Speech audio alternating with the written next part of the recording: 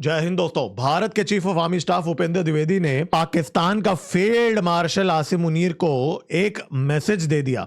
अब ये जो मैसेज है ये उस टाइम पे होता है जब पिछले एक हफ्ते के अंदर फील्ड मार्शल और उसका जो सो कॉल्ड डिफेंस मिनिस्टर दोनों ही गीदड़ भपकिया दे रहे हैं भारत के। कभी वो बोलते हैं कोलकाता के ऊपर फतेह कर लेंगे, कभी ख्वाजा आसिफ बोलता है दिल्ली के साथ जो हालत किया हम वो इस बार अफगानिस्तान के साथ करेंगे। फिर आसिम मुनीर ने कहा इस बार बहुत ही पेनफुल दर्द देंगे भारत को। ऐसी सब बातें पाकिस्तान की तरफ से हो रही थी ना पिछले एक हफ्ते के अंदर।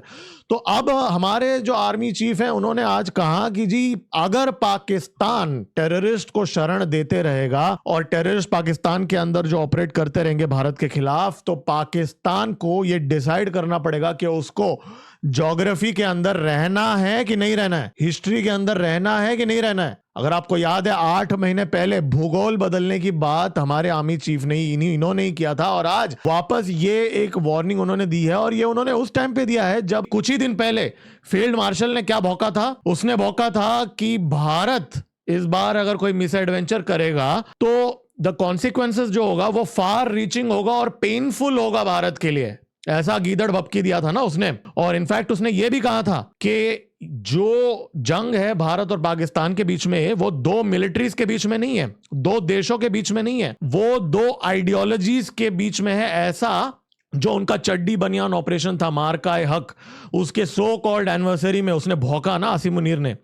तो उसी टाइम पे ये बयान हमारे आर्मी चीफ से भी आता है। और इनफैक्ट राजनाथ सिंह जी ने भी मात्र 2 ही दिन पहले कहा था कि अगर इस बार को पाकिस्तान ने कोई हरकत की तो जो अब तक नहीं हुआ वो होगा। मतलब जमीनी आक्रमण का भी यहां पे इंडिकेशंस उन्होंने दिया था। और ये टाइमिंग जो है बहुत ही महत्वपूर्ण होता है। तो यहां पे और भी क्या क्या चीजें चल रही है भारत और पाकिस्तान के बीच में, इस पे भी बारे में भी हम इस वीडियो में बात करेंगे।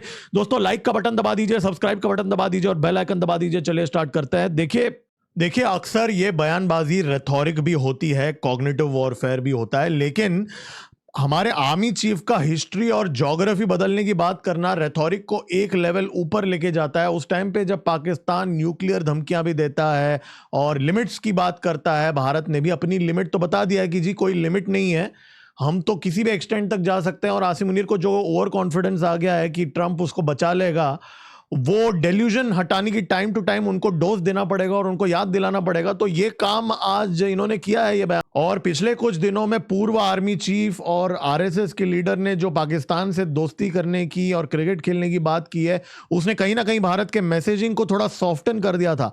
अब वापस उस मैसेजिंग को थोड़ा हार्डन करने की जरूरत थी। वो काम भी आज हमारे आर्मी चीफ ने और इनफैक्ट हमारे राजनाथ सिंह जी ने भी पिछले 2-3 दिन के अंदर थोड़ा सा करने की कोशिश की है। रेड फोर्ट टेरर अटैक की चार्जशीट फाइल कर दी गई है एनआईए के द्वारा और उसमें पाकिस्तान बेस्ड अल कायदा इंडियन सबकॉन्टिनेंट का नाम आ चुका है।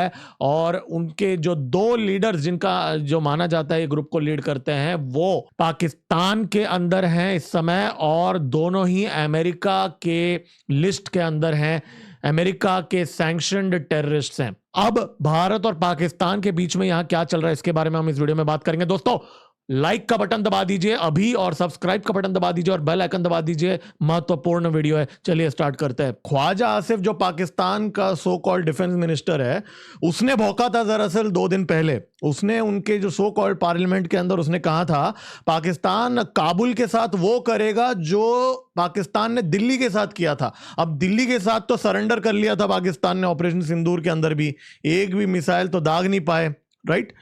लेकिन आप इनका माइंडसेट देखिए। ख्वाजा आसिफ ने भारत और अफगानिस्तान दोनों को ब्लेम किया और भारत को डायरेक्टली कहा कि वो इन्वॉल्व है अफगानिस्तान के साथ पाकिस्तान के अंदर टेररिज्म फैलाने के लिए। और उसने ये भी कहा Kabul is fighting a Hindutva war against us, there is no difference between Delhi and Kabul at this time करके। मतलब लिटरली उसने ये कहा कि तालिबान जो है वो हिंदुत्व का एजेंडा फॉलो कर रहे हैं। मतलब इससे बेवकूफाना बात और क्या हो सकता है। ये सिर्फ एक जाहिल पाकिस्तानी ही ऐसी बातें कर सकता है और ये ख्वाजा आसिफ ने ये बात भौंकी।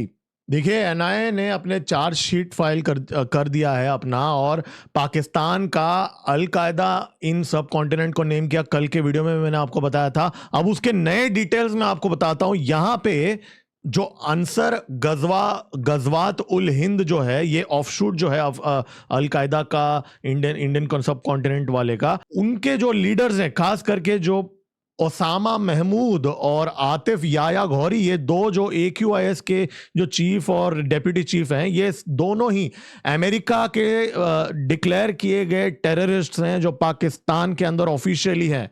मिलियंस ऑफ डॉलर्स का इनाम है इनके सर के ऊपर। तो यहां क्या अगला टारगेट अलकायदा इंडियन सब कॉन्टिनेंट का होगा पाकिस्तान के अंदर? और जो एब्सकॉन्डिंग है वो इस समय पाकिस्तान में ही है, ऐसा माना जा रहा है। डेली ब्लास्ट के अंदर ट्राइसीटोन ट्राइपर ऑक्साइड जो हाईली वॉलेटाइल कंपाउंड है, उसको यूज किया गया था, यह बात का खुलासा हुआ है। 588 विटनेस टेस्टिमनीज, 395 डॉक्यूमेंट्री एग्जिबिट और 200 सीज्ड मटेरियल आइटम्स के साथ एकदम फुल प्रूफ केस बना के रखा है NIA ने यहाँ पे। और पाकिस्तान को पता है ये बात कि उनका नाम ही आने वाला है इस इन्वेस्टिगेशन के लिए। इसके लिए आप टाइमिंग देखिए, कुछ ही हफ्ते पहले ख्वाजा आसिफ ने भी कहा था कि भारत एक फॉल्स फ्लैग ऑपरेशन करेगा और हम कोलकाता तक चले जाएंगे। अब जो नई S-400 की स्क्वाड्रन आ रही है वो वेस्टर्न बॉर्डर पे इस समय डिप्लॉय की जा रही है, और तेजस MK-1A जो है वो राजस्थान के फॉरवर्ड बेसिस के अंदर डिप्लॉय कर चुका है। नाल एयरफोर्स स्टेशन जो बीकानेर के अंदर है, वहां पे अब तेजस को डिप्लॉय किया जा रहा है।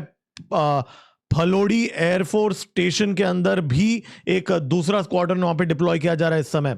और पाकिस्तान भी पिछले एक हफ्ते से कंटिन्यूअसली टेस्टिंग कर रहा है। फतेह 3 मिसाइल पहले टेस्ट किया था, अब एक दिन पहले फतेह 4 मिसाइल उन्होंने टेस्ट किया इस टाइम पे।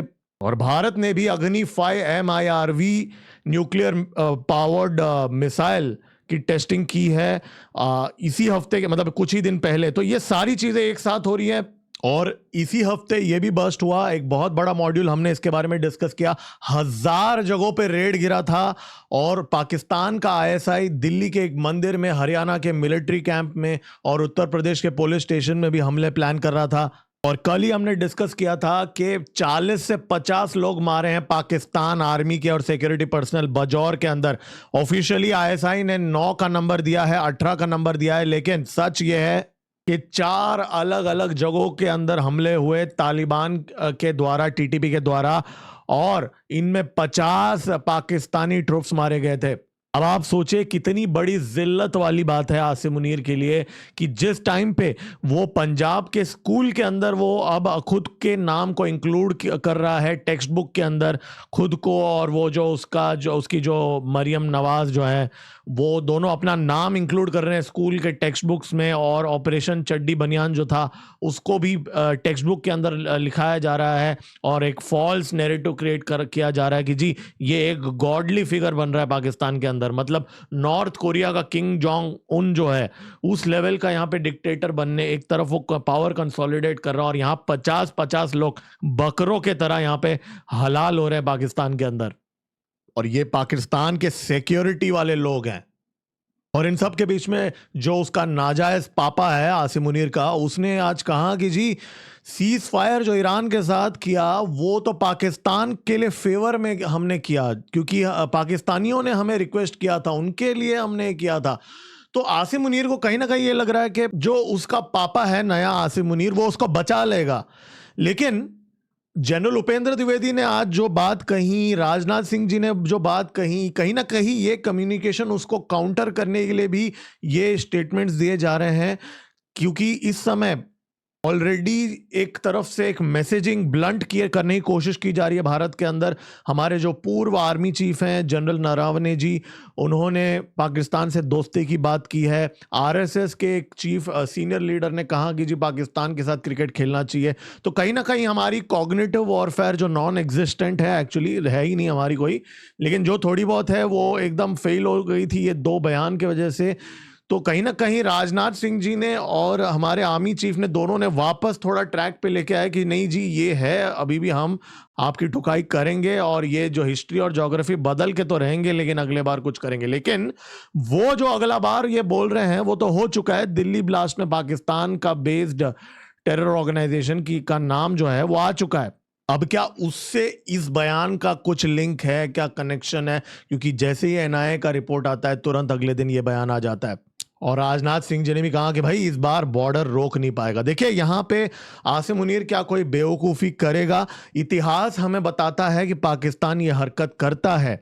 मैं अगर पहले की बात करूं, 1971 में यही टाइम था, मई जून का महीना था, जब हेनरी किसिंजर की मदद की थी पाकिस्तान ने चाइना के साथ मीडिएशन करने के लिए। और आप सबको पता है नवंबर के महीने में क्या हुआ था उस टाइम पे। और क्या ये कारण है कि ख्वाजा आसिफ, उनका जो डिफेंस मिनिस्टर है, उसने कहा कि भारत एक फॉल्स फ्लैग करने की कोशिश कर सकता है, सिविलियन एरियाज के अंदर टारगेट करेगा भारत, खुद ही के सिविलियन एरियाज के अंदर? क्या ये कारण है? और हमारी सरकार क्या पाप का घड़ा जो है उसको और भरने देना चाहता है कि जी दिल्ली टेरर इंसिडेंट के ऊपर अगर थोड़ा कुछ और होगा तो कंसोलिडेट करके हम कुछ रिस्पॉन्स करेंगे, लेकिन आज नहीं तो कल भूगोल तो बदलेगा जरूर। और 8 महीने पहले भी हमारे आर्मी चीफ ने ये बात कही थी। अब कब होगा, कैसे होगा, वो हम देखेंगे। तो दोस्तों, लाइक का बटन दबा दीजिए, सब्सक्राइब का बटन दबा दीजिए, बेल आइकन दबा दीजिए। तुरंत मिलते हैं अगले वीडियो में। मेरा नाम है गिरीश और आप देख रहे हैं जियो पॉलिटिक्स। जय हिंद, भारत माता की जय।